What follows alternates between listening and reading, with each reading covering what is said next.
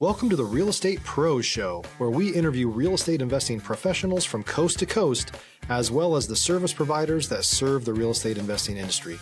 Our goal is simple: share what's working now to help you improve and scale your business to the next level and meet the pros that can help you get there. Real Estate Pros is powered by Investor Fuel, America's leader in helping real estate investors and professionals build the business you need to live the life you've always dreamed of. Let's start today's show. Property insurance for real estate investors doesn't have to be difficult, but it does need to be there to protect you when you need it. MyInvestorInsurance.com not only provides insurance at 15 to 30% cheaper than traditional agencies, it's built specifically for real estate investors like you. You can set up an account in about 2 minutes, get quotes on properties, turn on and turn off insurance for your fix and flip or rental properties in around 2 minutes without having to talk to anyone directly, all through our portal. There's no better way or faster way to make sure you've got the coverage you need to protect you, and no more lengthy policies either. Once you're set up, you're billed monthly and prorated by the day for however long your policy is active. It's powered by MSI, the third largest independent MGA, with 1.5 million customers and more than $1 billion in cumulative premiums written. Get set up today in about 2 minutes at myinvestorinsurance.com/fuel. Hey folks, welcome back to the show. I'm your host, Dylan Silver, and today on the show we have Tim Davis, a general contractor since the early 90s, licensed realtor as well, and real estate and life coach. Tim, welcome to the show. Glad to be here. I always like to start by asking folks how they got into the real estate space. How did you get into the real estate space, Tim? Well, what I tell people is I was born into it. It's a genetic thing. My father was a master carpenter and builder, and most of the people on both sides of my family are in the construction business in some degree. So I think it's just genetic. So, So was it basically carved out for you, and you knew this is what I'm going to be doing as soon as you left high school? That was your path, or was there at any point in time where you said, I'm going to go see what else is out there? Or was it just very much, I'm going to go straight yeah. into the family business? Well, when I was 12 years old in the sixth grade, I decided I wanted to become an architect so I could design and build houses. Hmm. And I went, all the classes I took in high school prepared me for the college, and I went to college and figured out, I don't think I want to be an architect, actually. So, because it As it wasn't the happened. path I thought it was going to be, and so I dropped out of college and joined the Navy, and which I needed to grow up anyway. So that got me growing up real quick. So That'll anyway, do I it. got out of the Navy and started working in the trades. Started out as a framing houses, and then I went on to becoming a finished carpenter, and ended up being a small remodeling company. Then in '92, this was all during the mid to late '80s, and so in early '90s, I became a general contractor through some help from mentor friends of mine. And from '92 until 2008, I was building houses. So, And Tim, this growth uh, may have felt natural to you, but to folks on the outside, including myself, hearing this, especially not coming from the real estate space myself, I didn't have friends, family, I didn't have carpenters, contractors. We hear these stories, and it seems like, wow, that's truly inspirational. Getting out of the Navy, building a company. Was it that straightforward for you, or was it a lot of growing pains initially? oh, it's nothing but growing pains in any business. So there's no such thing as a smooth transition into any business. So yes, it was growing pains, no doubt. So my first house I built, I did a lot of the work myself and made some okay money. And from that house, I got a pre-sale house. And that pre-sale house, from the time I finished the one I just started or just finished to the time I started the new one, the lumber prices had doubled. Mm. So I learned my first lesson right there that, you can't always count on prices to remain stable. So That'll do it. I actually lost a little bit of money on my second deal, which was a pre-sale deal, which you're not supposed to lose money on pre-sales. So at this time, I'm trying to connect things chronologically. Early 90s, you have your own company. At this point, are you primarily working with single family homeowners? Are you working with investors? What's your business look like in the early 90s? Stop living on an island and join the #1 mastermind in America for professional real estate investors. Investor Fuel is a community of hundreds of the nation's top investors working together to build stronger businesses and better lives. In addition to the amazing community of real estate investors acting as a board of advisors for one another, Investor Fuel members have access to 100% funding on purchase and repairs for our members only, a health insurance program, and benefits and discounts that more than pays for the membership of most of our members, meaning it's actually costing you money to not be a member of Investor Fuel. If you're looking to scale your business and build a business that allows you to live the life of your dreams, please visit investorfuel.com today and book a call with our team. I was a spec home builder. Didn't know what I was doing as far as business wise. I was learning on the fly. And so, yeah, I was just getting bank loans and building spec houses and paying the bank their interest rates. And that was the Okay. only thing I knew how to do. And I didn't know anything about attracting investors at that time. Okay. But Okay. I was able to build a successful business and a decent reputation to the point where in 1998, I was invited to become a part of a group that was headed up by the largest residential land developer in Tennessee, which is where I'm from, Middle Tennessee. He also owned the largest privately held real estate company in the whole state. And he wanted to start a new construction company. And I was recruited to become the head of that construction company. And so that was an interesting experience. So I got to hang around with some lot of high rolling people. And Yeah. at any given time, they would have, between 5 and 10 developments going all over the state. And I saw Okay. how they arranged them. Well, every one of them had a different group of investors, and every one of them was a separate LLC.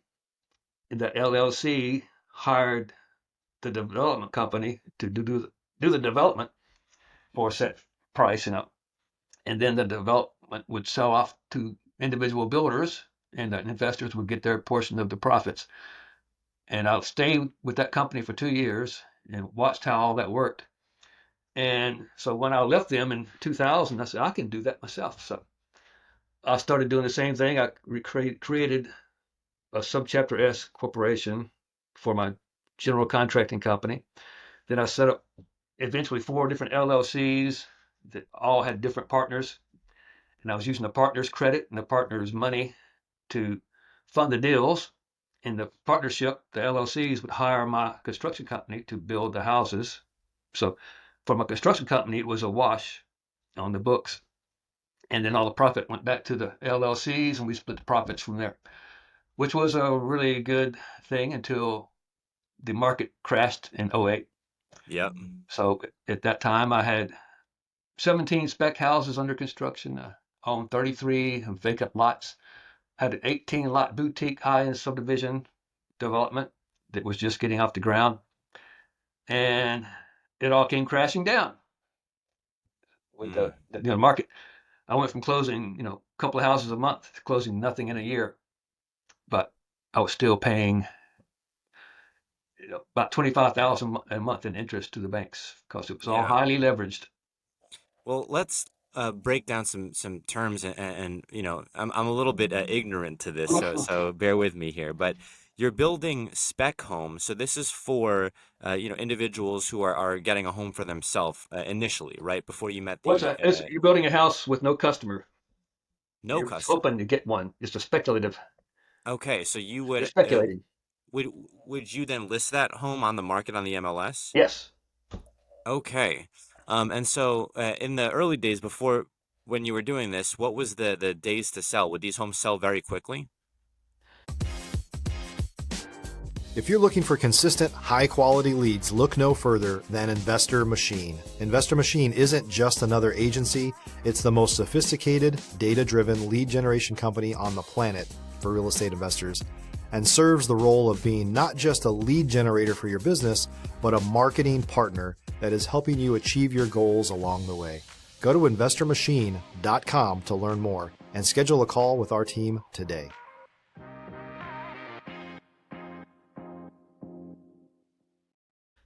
Well, between 30 to 60 days is normal. Okay, so there wasn't these weren't sitting on market. That's good. No, Now, not till the crash. There wasn't when nothing. you right. When you were finding areas to build these homes in, I'm assuming there was lots of work that you went into underwriting it to find which area is going to be best for home buyers. Was that something that you were doing yourself, or were you working with advisors of some kind to find which areas you were going to be building these homes in? Well, that was something that I loved doing. There's nothing I like more than sitting down and spending hours creating a pro forma and writing down all the creating spreadsheets. It's going to show, how here's what we're going. Here's the takedown schedule. Here's how many we're going to build per quarter. Here's the sales price. Here's the profit per deal. And that's how you attract investors. And I love doing that. So I studied the market to know where to build and where not to build. A So lot of it was dependent on where lots were available. So this is interesting because I hear a lot of folks, which I've talked about this on the show previously with other guests. The hallmark traits I feel of real estate operators, high-level real estate operators and entrepreneurs, I call it entrepreneurial neuroplasticity. You have to be able to change your thoughts and the way that you act day to day. And so you go from swinging the hammer to then doing the pro formas to, it sounds like doing building a reputation and a brand and also networking substantially. So you have strengths in multiple areas to where it sounds like a big investor in Tennessee says, hey, you're going to lead up our construction. You're going to be the builder for us. Yep. Was that how he got a hold of you? Was through networking and he saw your brand, or did you reach out to him to make the connection? well, believe it or not, one of my mentors, his wife was a realtor, and she became my very first realtor, and she worked in his brokerage as a realtor. And she was impressed enough with me to want him to meet me. So she arranged for us to have lunch. And that was our first meeting. So I had lunch with this guy, my realtor, and we talked for a while. And that was really the only time I'd met him until the time I was invited to become part of the group, which I think somebody had thrown my name out into the hat for consideration. So I came in. So what year was that roughly that you made that partnership? 98. All right, so in 98 you make that partnership. At this point in time, you're not thinking about being a real estate agent yourself. You're 100% in on being a builder, and you're building single family homes with this investor. Right. Okay, so at this point, I'm imagining in my head you go from running your own business to then doing it at a much larger scale. That had to be a lot of pressure, I'm imagining. Believe it or not, it was one of the funnest times I ever had in my life. The first, I was only in it for 2 years, but the first year, all we did was create the plan. We put together all the parts and the systems and started, we did the development of the land in the first years. But I was meeting with the architects and we were designing the product, and I was putting together all the costs and getting all the subcontractors in place to build all these houses. That was a blast. But what I ended up doing was creating for myself a bureaucratic job. So I was sitting in an office all day for the most part.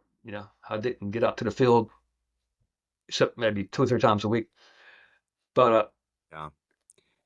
After that, I can imagine you might have felt like you missed the field. So you mentioned you were there for 2 years. So from those 2 years to then 2008. Were you then again working for yourself, or were you working with other investor partners? If you're a new or newer real estate investor looking to launch or grow your real estate investing business, please check out Investor Fuel Club. It's a coaching community, but unlike anything you've ever seen before. And you can actually partner with members of our mastermind from coast to coast on deals right in your market. There's no better opportunity to build a consistent business than to literally partner with pros to help you avoid costly mistakes, avoid the need for capital to do deals, and help you eliminate your fears as you're starting your business. Learn more about Investor Fuel Club at investorfuel.com/club. like I said, I had my own company. It was a Sub S Corporation is my building company. Then I did several LLC partnerships with investors. And Okay. in each one of those, the investor was a silent partner who had no say in the product or the price or anything else. But that was they were silent partners. That's what they wanted to be. They had the money to invest. They just didn't want to deal with the day-to-day headaches of a building company. And that was what Okay. my So contribution was.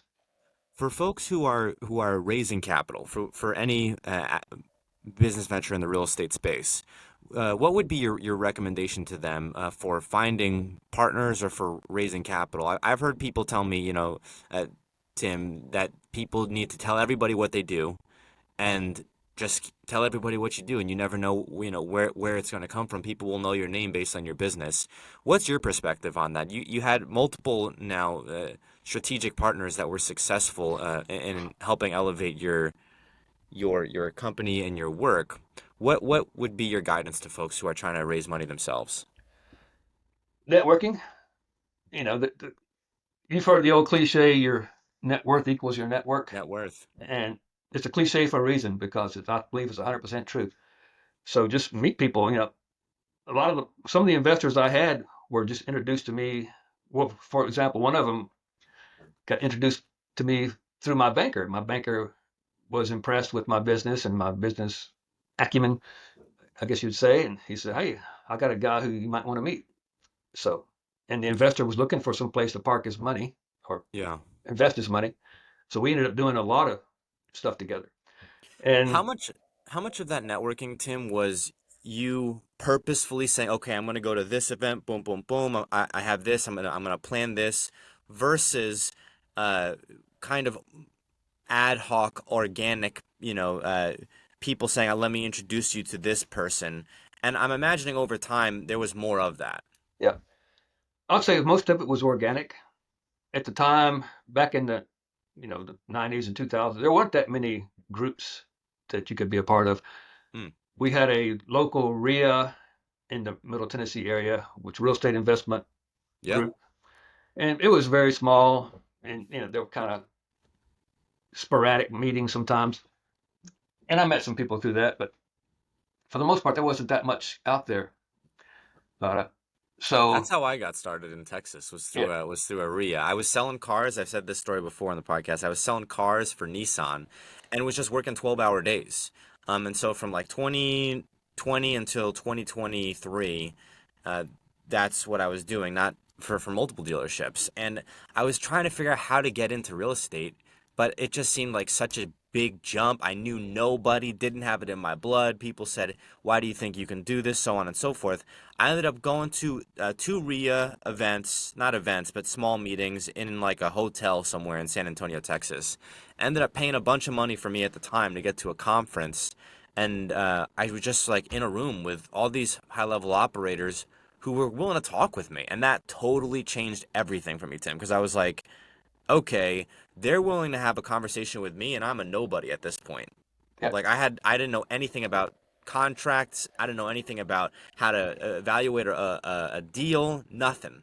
All I knew was I wanted to be an operator in the real estate uh, space on some level, and so that for me that RIA was huge. But catching us up to 2008, so market crashes, right? It's harder to for people to qualify for loans. I've joked that they were asking at that point in time for like a blood sample, to make sure that your blood was uh, good enough to get these loans. So being in the real estate space is just tough. So you move from being a builder at this point in time to being a real estate agent. Do I have that right? Was that accurate? well, I didn't. I kept my contractor's license, but I also got a real estate license because I could see the tide changing. I didn't know exactly what I was going to do, but I was going to do something different. And I was working. I got hooked up with a brokerage, and the brokerage was actually a very small company, and the broker was married to a builder, and she needed somebody to help sell his houses that he Mm, was still going. He ended up going under as well because it's a long story, mm, but so that all blew apart.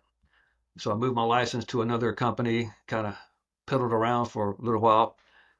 Even went out and got my insurance license because I figured I better find another career right now. Which type of insurance? I've had a life insurance license. I wasn't any good at it. No, me either. So yeah, it was life insurance, health insurance. I actually got recruited by MetLife to become a. They were going to send me and get my Securities and Exchange license, Yeah. and they were going to pay me 80 grand a year plus commission. And I said, that sounds really good, but I would be lying if I told you I was really into this. So Yeah. I figured I didn't want to be dishonest and take their money just because I needed it. So I decided, here's what I'm going to do. I still have all my knowledge. I didn't lose that. I just lost all my stuff. But I still had all my knowledge and experience. And I still had investor friends who weren't in the construction business. They were in another business. So they didn't go under in the crash. So they still had money to invest and they still believed in me. So what I started doing was, here's what I'm going to do. I'm going to go out and find deals, bank foreclosures, whatever, that need some work. I'll I'll bring the investor in as the client. I will get a commission when they buy the house. I will run the project and charge a fee for running the project. Then I'll list the house at the end and get a commission when they sell the house. Wow. So that was my business plan for a couple of years and it worked great. But I also realized how much money I was leaving on the table because I didn't want to have the debt myself. I didn't want to be on the, because after having so much debt and getting wiped out by it, I didn't, You're cautious. I was Dave Ramsey on steroids for a while there. So, So you said something interesting because I am an active wholesaler, right? And so talking about foreclosures, imagining you got some type of report that had the foreclosures. These people are going to the foreclosure auction in 30 days or less. Are you getting them under a contract to list and sell their home? And you also, if I heard you right, you fix the homes up to some degree. Break yeah. that down for us because I haven't heard this strategy before. Well, it was a temporary strategy, but like I said, I was just finding the deals. The deals were on the MLS. This was after the '08 crash, 2010 to 12, somewhere in that range, where every day there was probably another 50 to 60 new foreclosures on the MLS. They're already foreclosed on. The bank had already taken them back. Okay. And the banks were just basically, if you made an offer even close to what they were asking, they would take it. And a lot of these homes were not that old and didn't need a lot of work. So we could turn them around pretty quick, and make a pretty good chunk of money quickly.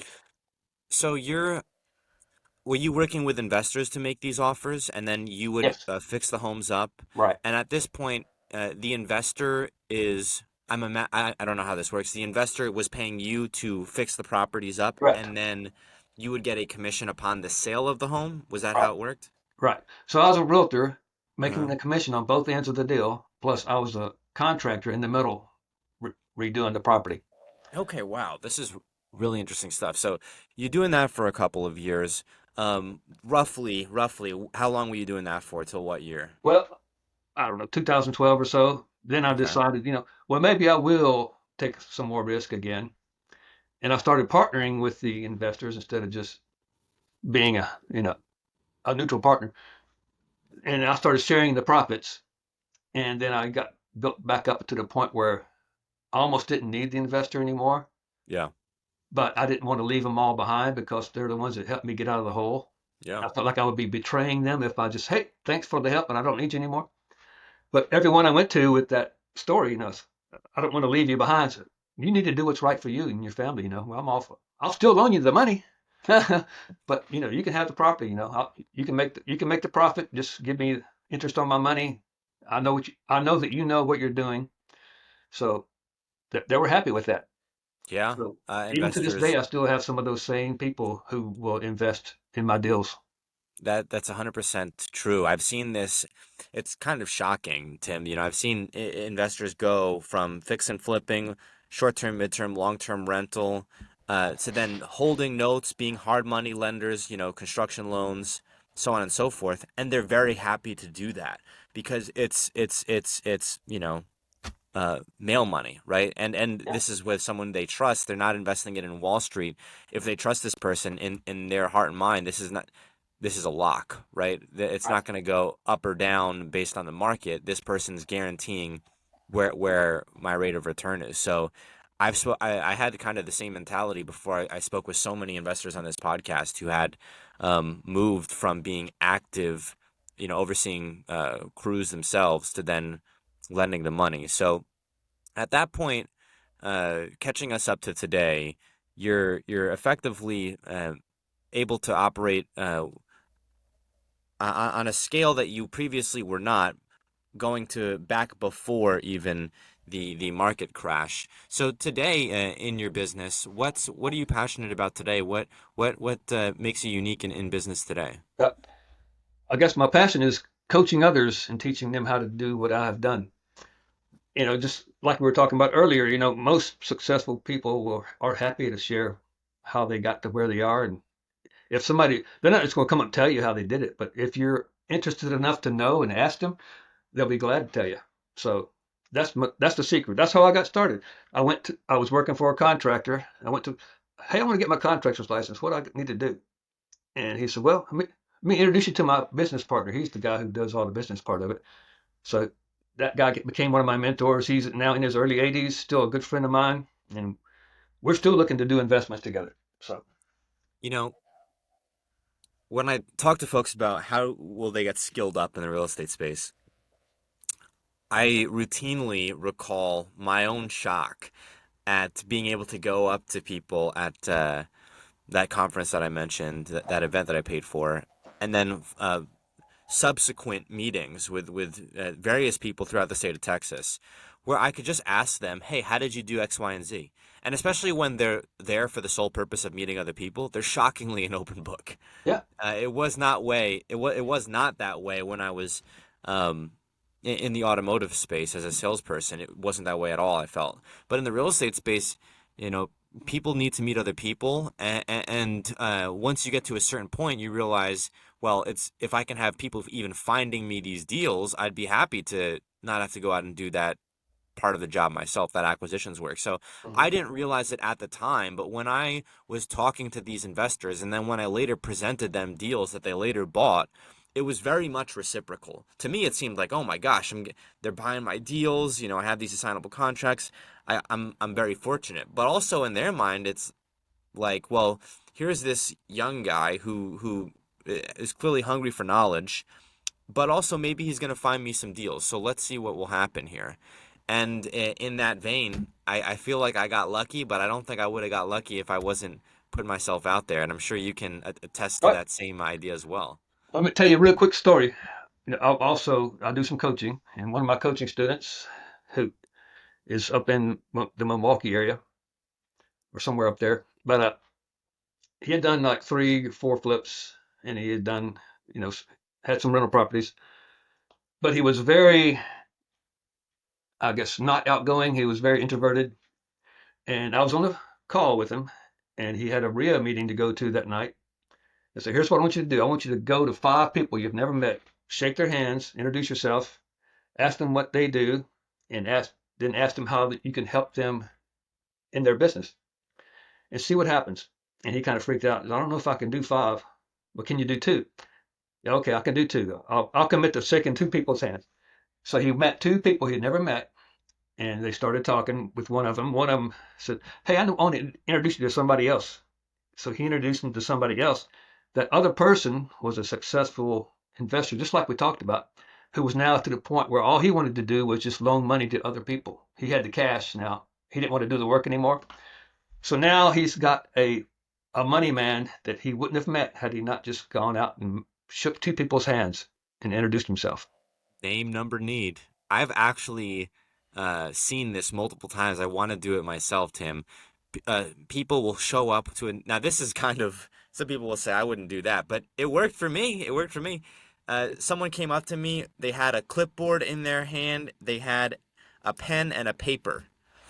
And he had a conversation with me, asking me what I do. I was curious what he did. And then he said to me, here, go ahead, put your name and number down. And I was very willing to just put my, and he must have collected like 15 people's names and numbers. And I said, wow, very bold. I don't know if I should do that. I No. haven't personally done that, but I may. But I digress here, Tim. We are coming up on time here. Where can folks go to get a hold of you?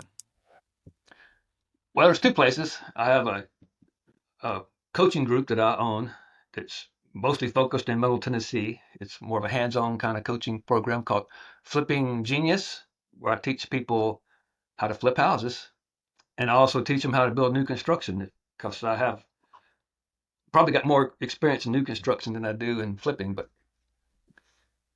instead of building, I used to build 20 to 25 houses a year back before '08. And since '08, I've built, I think, 17 houses in that whole time. So I don't build much anymore, but I still know how it's done and I still teach other people. But that's one thing. So flippinggeniuscoaching.com is the website. And I'm also a coach for a group, which I'm really excited about, called Life and Air. It's lifeandair.com, LIFEONAIRE.com. People ask, what the heck is a life and air? So, well, you know what a millionaire is? Somebody with a lot of money. So a life and air is somebody with a lot of life. And the whole premise behind life and air is don't start anything until you have a written, clear vision for what you want your life to look like. Then you build the business around that vision instead of just building a business and hope someday you'll have a life. So most people learn, that's just the American dream. I call it the American life. Go to college, get a good degree, and go out and get a good job and work your ass off for 40 years, and someday you can retire and enjoy life. So no, don't do that. You might lose your mind in that time period, Well, that actually might have been a way to do it back in the 1940s, but it's not how it's done these days. So create a written, clear vision for your life. So lifeandair.com, and there's events all over the country several times a year. We got one coming up in Nashville early May, and it's called a Get a Life Getaway. It's 3 days, 3 intense days that will completely change the way you look at everything in life.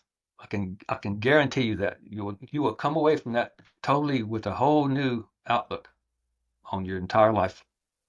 Tim, thank you so much for coming on the show. I would just say to our listeners, Tennessee area, reach out to Tim. You mentioned Life on Air, and then also, what was the name of the coaching again?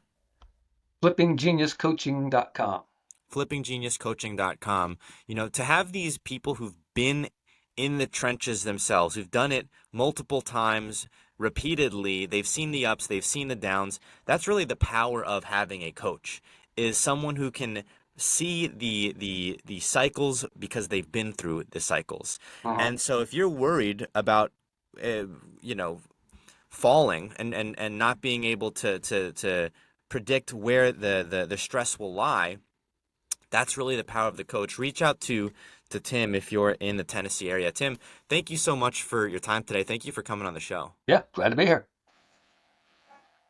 Thanks for joining us for today's Real Estate Pros Show. You can learn more about the amazing benefits of the Investor Fuel Mastermind community, including surrounding yourself with hundreds of other rock stars, 100% financing for your deals, and members-only discounts from vendors you're likely already using that, as a member of Investor Fuel, will save you more than the cost of your membership.